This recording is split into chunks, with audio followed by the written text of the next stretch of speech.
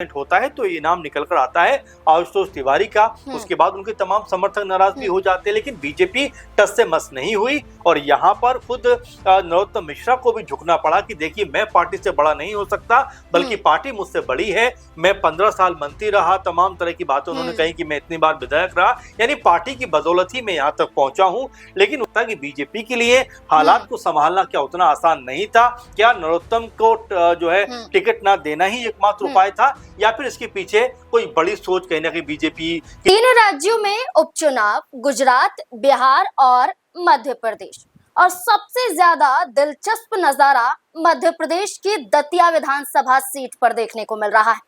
Bharatiya Janata party ने इस उपचुनाव में अपने प्रत्याशियों के चेहरे भी बदले और नाराज भी किया अपने पुराने चेहरों को, लेकिन बीजेपी को विश्वास था कि बदले हुए चेहरे के साथ ये उपचुनाव जीत जाएगी।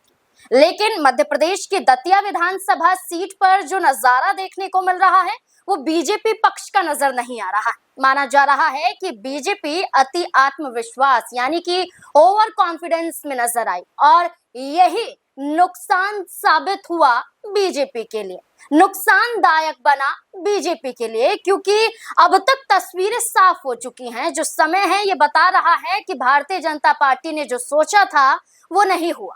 मध्य प्रदेश में दतिया सीट को लेकर खास तौर पर एक चेहरे को देखा जा रहा है।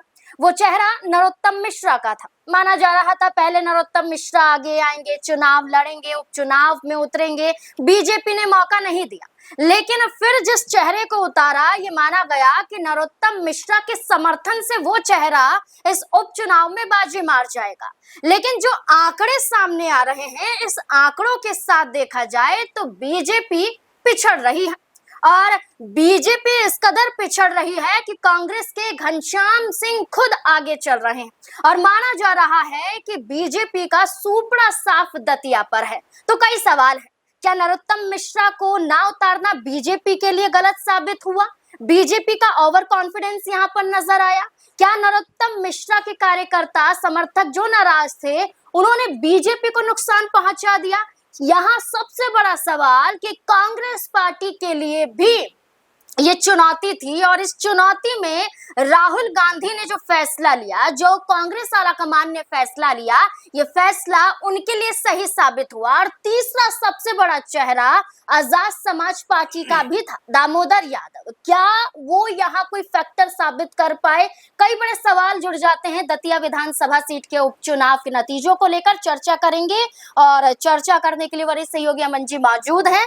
सबसे पहला सवाल की शुरुआत में तो बीजेपी उम्मीदवार आगे नजर आ रहे थे, लेकिन जैसे जैसे राउंड बढ़ते गए वैसे वैसे तस्वीरें साफ होती गई और अब तो तस्वीरें बिल्कुल साफ हैं। कांग्रेस पार्टी के घनश्याम सिंह ये मुकाबला जीत रहे हैं। कैसे देखते हैं? बीजेपी ने अपने पैर पर खुद कुल्हाड़ी मारी। देखिए, बिल्कुल आपने सही कहा कि शुरुआत में बीजेपी के प्रत्याशी दतिया सीट के ऊपर आ गए थे और उस वक्त नरोत्तम मिश्रा का बयान आया कि उन्होंने जिस तरह से मेहनत की, जिस तरह से माहौल बनाया, और यहाँ तक कहा कि देखिए मेरे समर्थक नाराज जरूर थे लेकिन आखिर में मेरी बात मान गए और ये चुनाव बीजेपी बहुत बड़े मार्जिन से जीतने वाली है। इस तरह के दावे सुबह नरोत्तम मिश्रा करते हुए नजर आए। लेकिन देखिए सुबह के मुकाबले शाम होते होते पूरा माहौल ना सिर्फ बदला बल्कि कहीं ना कहीं तमाम तरह के सवाल भी खड़े होते हुए नजर आए कि आखिर पूरी की पूरी मजबूत जो मध्य प्रदेश इकाई है बीजेपी की, उन्होंने जोर आजमाइश की। ज्योतिरादित्य सिंधिया पहुंचे प्रचार प्रसार करने, शिवराज सिंह चौहान पहुंचे प्रचार प्रसार करने, मुख्यमंत्री मोहन यादव लगातार प्रचार प्रसार करते रहे।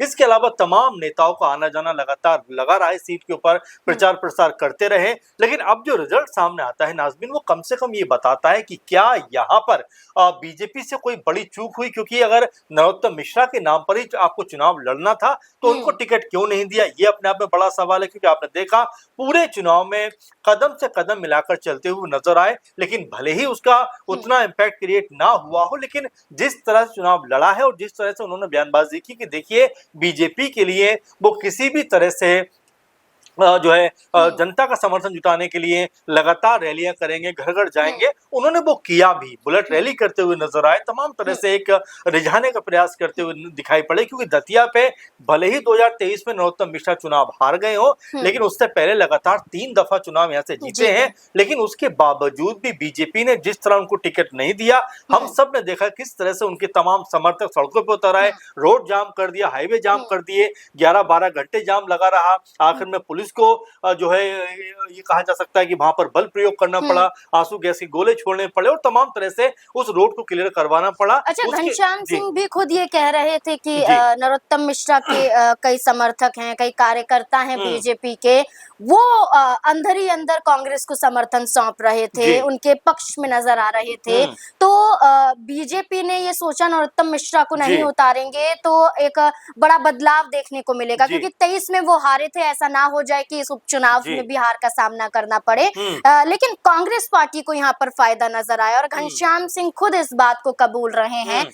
तो अगर नरोत्तम मिश्रा को बीजेपी उतारती तो क्या नहीं लगता कि ये कुछ और बदलता हुआ दिखाई देता? पहली बात तो ये है नाज़मीन कि हमें समझना पड़ेगा कि बीजेपी भी शायद ये समझ पा रही है कि अब एक नई लीडरशिप की तरफ जाना चाहिए, युवाओं को मौका देना चाहिए। क्योंकि आपने देखा कि 23 में ही बीजेपी ने बता दिया था कि जो मजबूत चेहरे हैं, अनुभवी चेहरे हैं, उनको अब राज्य नहीं बल्कि केंद्र में लेके जाएं। क्योंकि शिवराज सिंह चौहान को मुख्यमंत्री पद पर नहीं बैठाना, इस बात का संदेश था। और उसके बाद में मोहन सिंह यादव मुख्यमंत्री बन जाते हैं। फिर हमने देखा इस चुनाव में जब नरोत्तम मिश्रा के नाम की लगातार हर तरफ गूंज दिखाई पड़ रही थी, उन्होंने अपने नाम का बकायदा नामांकन पत्र भी खरीद दिया। लेकिन जब नाम का अनाउंसमेंट होता है तो ये नाम निकल कर आता है आशुतोष तिवारी का। उसके बाद उनके तमाम समर्थक नाराज भी हो जाते हैं। लेकिन बीजेपी टस से मस नहीं हुई और यहाँ पर खुद नरोत्तम मिश्रा को भी झुकना पड़ा कि देखिए, मैं पार्टी से बड़ा नहीं हो सकता, बल्कि पार्टी मुझसे बड़ी है। मैं 15 साल मंत्री रहा, तमाम तरह की बातें उन्होंने कही कि मैं इतनी बार विधायक रहा, यानी पार्टी की बदौलत ही मैं यहाँ तक पहुंचा हूं।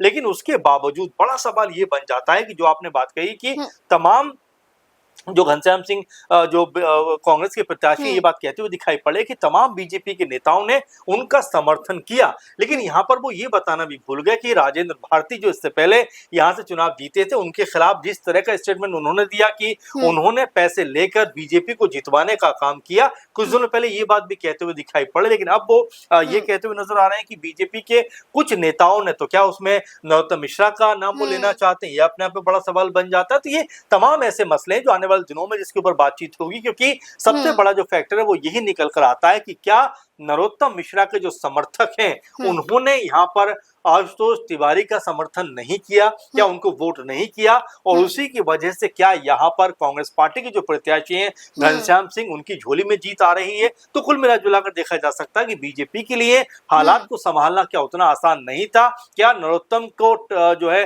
टिकट ना देना ही एकमात्र उपाय था, या फिर इसके पीछे कोई बड़ी सोच कहीं ना कहीं बीजेपी की जो बड़ी लीडरशिप है उसकी रही होगी? अच्छा सर, ये देखिए कि जब वो नामांकन पत्र खरीद लेते हैं नरोत्तम मिश्रा और उसके बाद बीजेपी फैसला लेती है कि आशुतोष तिवारी को मौका देंगे, और नाराजगी आपने खूब बताया कि हंगामा होता है दतिया पर, और जिस तरह से ये देखा जाता है उनके कार्यकर्ता वहां पर अपनी नाराजगी जाहिर करते हैं, सड़क ब्लॉक करके, हाईवे ब्लॉक करके। क्या नहीं लगता कि अब जो ये नतीजा दिखाया जा रहा है कि कांग्रेस पार्टी के पक्ष में है, कांग्रेस जीत रही है इस सीट पर, और आप मानिए जीत ही चुकी है कांग्रेस, क्योंकि लगभग तस्वीरें साफ हैं, तो क्या नहीं लगता है कि नरोत्तम मिश्रा और उनके जो भी कार्यकर्ता हैं वो फिर बीजेपी पर सवाल खड़े करें कि आपने गलती की है, आपकी वजह से ये हुआ है, तो वो अपना रास्ते अलग करते हुए दिखाई दे? देखिए, पहली बात तो ये है कि नरोत्तम मिश्रा चूंकि बड़े लेवल के नेता है बीजेपी में, उनका अगर कद देखा जाए तो मध्य प्रदेश में ये भी कहा जा सकता है कि एक समय मुख्यमंत्री पद की रेस में भी उनका नाम रहा है।